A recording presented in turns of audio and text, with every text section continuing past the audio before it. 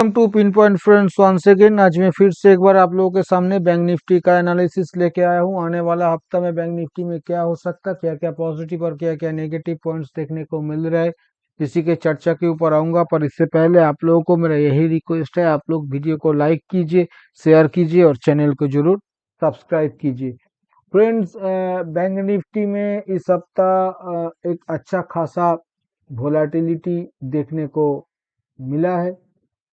पिछले हफ्ता 46,800 के आसपास का क्लोजिंग था बैंक निफ्टी में। वहां से नीचे करीबन 45,700 गया पहले 1100 पॉइंट, फिर वहां से ऊपर में 1500-1600 पॉइंट ऊपर आके 47,300 के आसपास ये क्लोज करके गया है। मतलब एक हफ्ता में नीचे 1100, ऊपर में 1600-2700 पॉइंट, बहुत बड़ा मूवमेंट होता है। अच्छा खासा वोलेटिलिटी दिखाया है बैंक निफ्टी।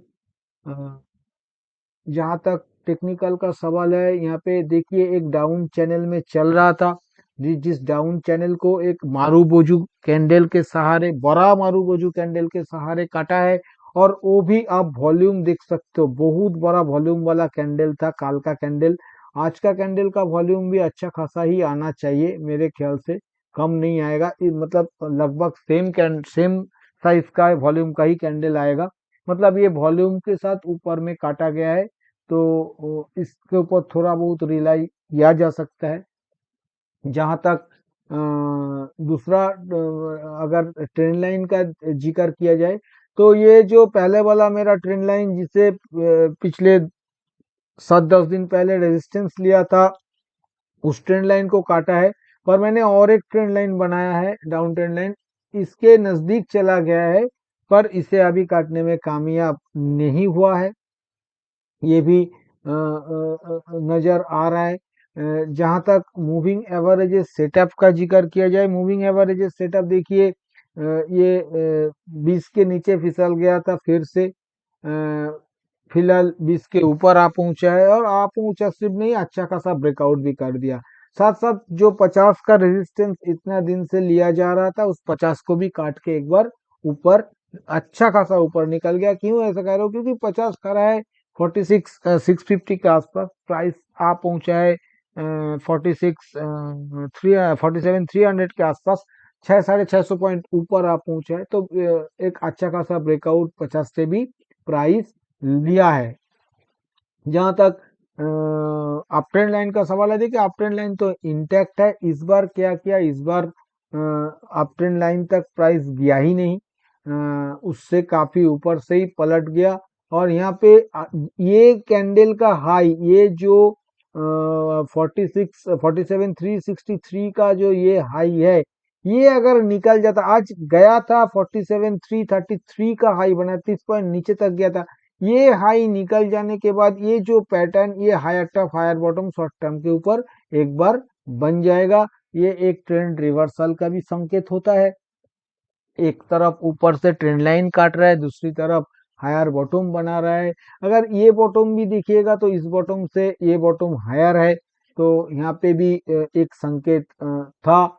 जो भी है, तो इसके साथ साथ एक पॉइंट्स और है, ये जो जिस गैप का जिक्र मैंने 2 हफ्ता पहले किया था, कि ये गैप एक बार फिल अप करने के लिए ऊपर जा सकता है। ये 47,200 से लेके 48 के बीच ये जो बड़ा एक गैप छोड़ के आया था, अ, एक दफा कोशिश यहाँ पे किया गया था, ये पिछले हफ्ता 21 फरवरी के आसपास, वहां पे सेलिंग प्रेशर आ गया, फिर से ये उसी गैप में एक बार और एंटर कर गया। शायद जिस तरह का कैंडल बना रहा है, शायद ये इस बार इस गैप को फिल अप कर सकता है। जहां तक इंडिकेटर का सवाल है, एमएसीडी में एक पॉजिटिव क्रॉसओवर देखने को मिल रहा है। एमएसीडी लाइन तो राइजिंग है, सिग्नल लाइन भी राइजिंग है, दिक्कत नहीं है। जहां तक आरएसआई का सवाल है, बहुत माइन्यूटली दिखा जाए तो आरएसआई में भी एक ब्रेकआउट है, एक पॉजिटिव डाइवर्जेंस है। क्यों ऐसा कह रहा हूँ, क्योंकि यहाँ पे पिछले टॉप के आसपास आरएसआई था 59.49, और यहाँ पे 59.53। इसलिए मैं कह रहा हूँ बहुत माइन्यूटली देखना पड़ेगा। नॉर्मली ये डबल टॉप कह सकते हो, पर मतलब पिछले हाई तो अभी छुआ नहीं, ये आरएसआई अपना पिछले हाई को तोड़ दिया है, इसलिए कह रहा हूं कि ये ठीक ठाक है। पर एक बात का ध्यान रखिएगा, ये अभी भी 60 के नीचे है। यहाँ तक वीकली चार्ट का सवाल है फ्रेंड।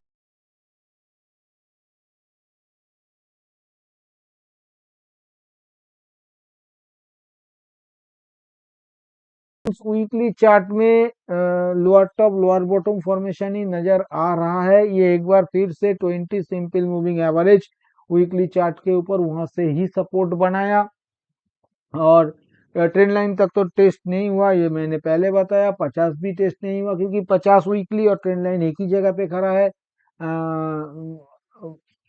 कैंडल अच्छा कैंडल बना है, एकदम टॉप पे क्लोज किया है, पर वो हायर क्लोजिंग होते हुए भी, उसके बावजूद भी कैंडल स्टिक पैटर्न वाइज ये lower top lower bottom candle है। जहां तक वीकली इंडिकेटर का सवाल है, यहाँ पे एमएसीडी में कोई चेंजेस नहीं, डेथ क्रॉसओवर बना हुआ है, आरएसआई भी 60 के नीचे बना हुआ है। वीकली इंडिकेटर बहुत ज्यादा सही जगह पे नहीं है। जहां तक ऑप्शन चेन का जिक्र किया जाए फ्रेंड्स, ऑप्शन चेन में दो एक चीज देखने को अच्छा मिल रहा है, जैसे कि 47,000 पुट में काफी दिनों बाद ये देखने को मिल रहा है। 47,000 पुट में 1,16,000 करीब वाई जनरेट हुआ है, और 46,500 पुट में करीब 1,67,000 करीब वाई जनरेट हुआ है। बीच में भी 100 पॉइंट के इंटरवल में अगर अगर आप देखोगे तो यहाँ पे 55,000, 60,000, 76,000 अच्छा खासा वाई जनरेट हुआ है।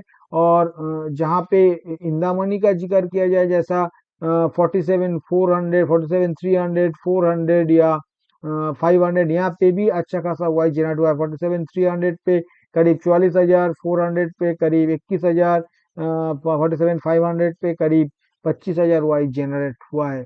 वहां पे कॉल साइड में अगर देखा जाए तो अच्छा खासा वाई नजर नहीं आएगा। सिर्फ 48,000 पे आपको 57,000 करीब वाई देखने को मिलेगा, और एक 47,500 पे 56,000 करीब वाई देखने को मिलेगा।